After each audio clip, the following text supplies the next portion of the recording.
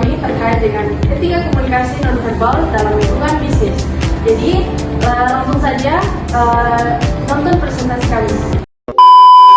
Oke, saya sebagai moderator dengan NPM 068 dengan nama Cecilia Cindy, saya akan menjelaskan terkait pencapaian yang akan kita capai pada bab 11, di mana kita akan mempelajari terkait dengan penampilan profesional, di mana menganalisis dan menyesuaikan penampilan sebagai bentuk komunikasi nonverbal dan etis. Lalu kita juga membahas terkait dengan bahasa tubuh, di mana bagaimana sih cara menerapkan bahasa tubuh yang etis dan menunjukkan keterlibatan, kepercayaan diri dan rasa hormat. Lalu ada ruang dan waktu, di mana akan mempelajari terkait dengan penggunaan ruang dan waktu secara etis. Lalu ada vokalik atau paralanguage, di mana mengelola nada suara dan kecepatan bicara untuk memperkuat pesan verbal secara positif. Lalu yang terakhir adalah mempelajari terkait adaptasi konteks, di mana kita akan mengevaluasi isyarat nonverbal dalam konteks virtual dan lintas budaya. Baik, selanjutnya saya akan serahkan kepada pemateri kelompok kami. Dilanjutkan dengan pemateri pertama. Perkenalkan, nama saya Rizky Ahmad dengan NPM 020423111067. Di sini saya sebagai pemateri pertama yang akan menjelaskan mengenai penampilan profesional. Yang dimana penampilan profesional yaitu penampilan dengan pakaian, kerapian, kebersihan, berbentuk kesan pertama yang kuat. Ini bukan tentang kemewahan, melainkan tentang menunjukkan rasa hormat terhadap diri sendiri, pekerjaan dan lingkungan bisnis. Nah, yang pertama yaitu memahami kode berpakaian, di mana mematuhi kode berpakaian perusahaan seperti berpakaian formal, casual, dan lain-lain adalah bentuk komunikasi nonverbal yang menunjukkan kepatuhan dan profesionalisme. Yang kedua yaitu menyesuaikan konteks, yang dimana penampilan harus disesuaikan dengan situasi, misalnya rapat internal maupun bertemu klien. Berpakaian sedikit lebih formal selalu lebih aman. Yang ketiga yaitu kebersihan dan kerapian, yang dimana ini adalah fondasi universal. Pakaian bersih, rambut rapi, dan aroma netral mengkomunikasikan perhatian terhadap detail. Etika komentar yaitu hindari komentar pribadi tentang penampilan rekan kerja. Jika ada pelanggaran kode, laporkan secara pribadi kepada HR atau manajer. Perkenalkan, nama saya Fidia Hafiza dengan akhir NPM 075. Saya di sini sebagai pemateri ketiga. Langsung saja pada bahasa tubuh yang etis. Tubuh kita berbicara terus-menerus. Bahasa tubuh yang etis membangun kepercayaan dan menunjukkan keterlibatan. Yang pertama ada kontak mata dan postur tubuh. Kontak mata yang wajar menunjukkan Anda mendengarkan dan percaya diri. Postur tubuh terbuka atau dalam kutip lengan tidak terlipat, mengkomunikasikan keterbukaan yang kemauan atau berkolaborasi. Yang kedua ada jabat tangan profesional. Jabat tangan harus erat, singkatnya seperti 2-3 detik, dan disertai kontak mata. Jabat tangan yang lemah menunjukkan kurangnya percaya diri, yang terlalu kuat menunjukkan dominasi. Yang ketiga ada konsistensi pesan. Kredibilitas dibangun saat pesan verbal selaras dengan bahasa tubuh. Ketidakselarasan atau kebocoran nonverbal menunjukkan ketidakpercayaan. Hindari gestur tubuh negatif seperti menunjukkan jari, memutar mata, atau melihat ponsel saat orang lain berbicara, karena dapat diartikan sebagai agresif atau diremehkan. Itu saja dari saya kembalikan kepada Bapak. Hai, perkenalkan saya Firdawan Sabila dengan NPM 020423111082. Pada kali ini saya akan menjelaskan mengenai penggunaan ruang dan waktu. Nah, di sini pada ruang kita harus menghargai gelembung atau ruang pribadi rekan kerja dengan cara kita jangan terlalu dekat atau berdiri terlalu dekat dengan orang lain. Terus kemudian kita jangan menyentuh atau baca layar komputer atau layar HP orang lain tanpa izin dari mereka. Terus kemudian ada ketika kita berada di kantor terbuka, kita harus menjaga quality suara agar tetap rendah dan juga area meja tetap rapi. Untuk bagian waktu kita harus datang tepat waktu karena itu menunjukkan bahwa kita menghargai waktu orang lain. Kemudian jika kita terpaksa terlambat, kita harus mengkonfirmasi atau memberitahu kepada penyelenggara rapat terlebih dahulu bahwa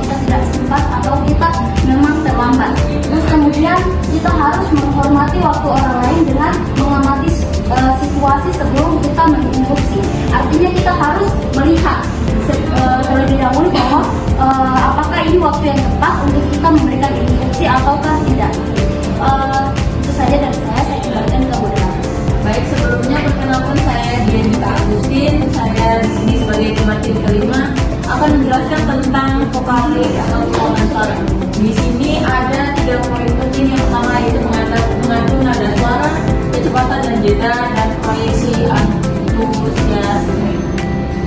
Yang pertama ada mengatur nada suara. Nada yang tenang dan terkontrol mengkomunikasikan otoritas dan kepercayaan diri. Modulasi nada sesuai pesan, misalnya empati untuk berita buruk adalah kunci. Yang kedua ada kecepatan dan jeda. Kecepatan bicara yang efektif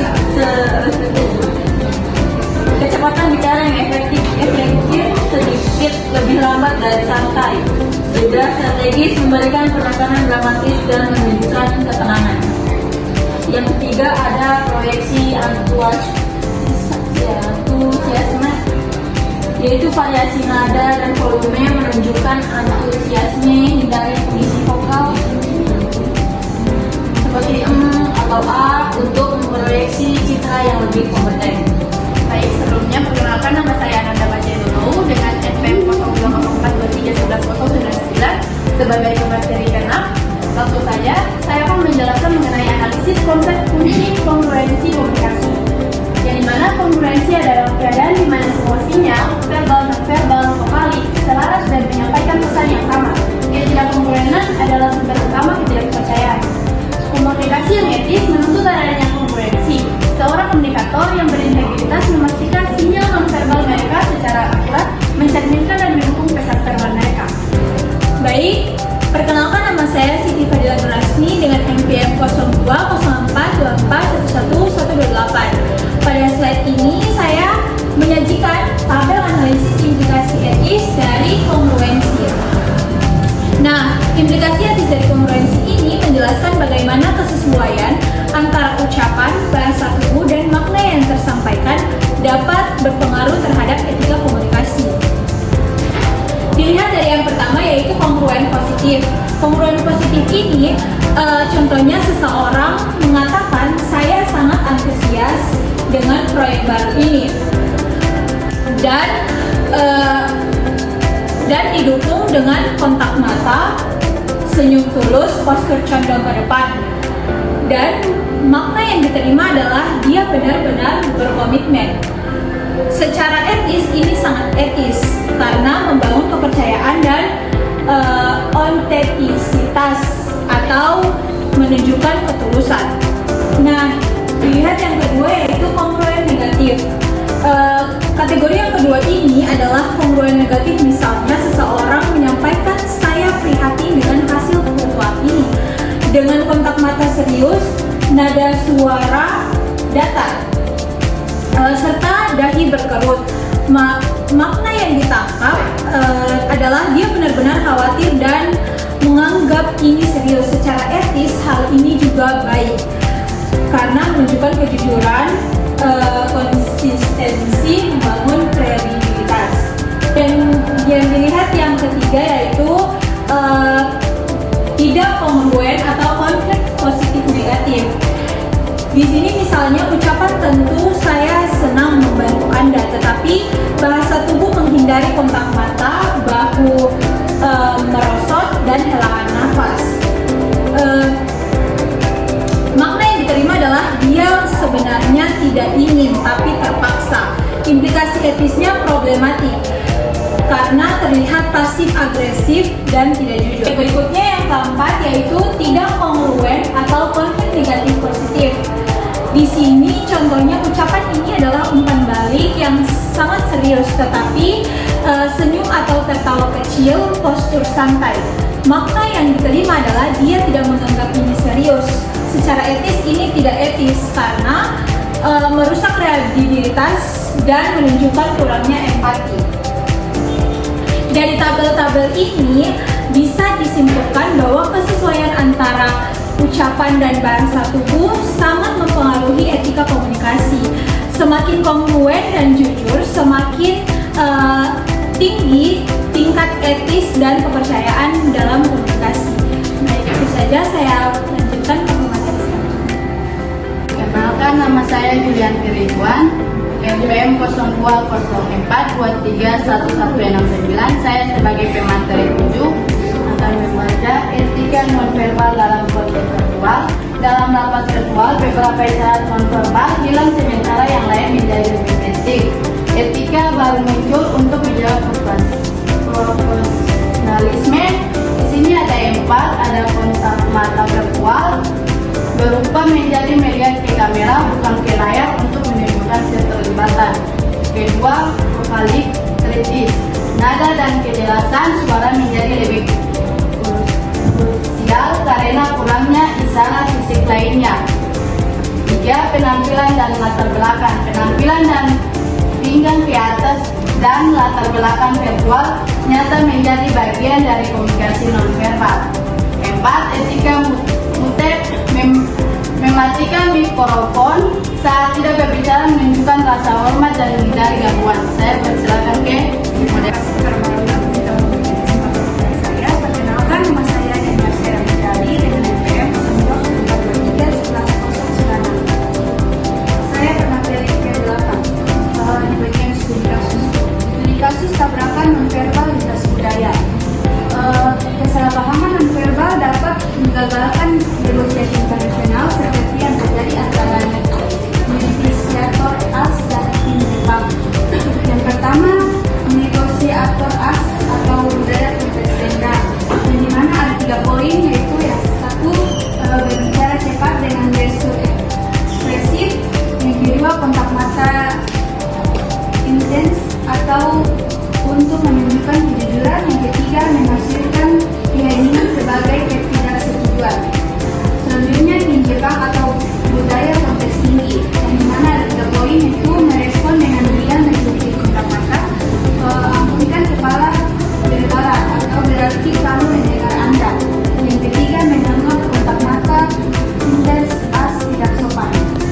Oke, jadi saya sebagai moderator akan membacakan kesimpulan terkait materi kami tentang etika komunikasi nonverbal dan lingkungan bisnis. Jadi etika komunikasi ini bukan hanya terkait dengan sikap kita, bagaimana kita menghormati pendapat orang lain, tapi bagaimana cara kita berpakaian, bagaimana cara kita berbicara, bagaimana nada kita dikeluarkan untuk dapat menyampaikan pesan.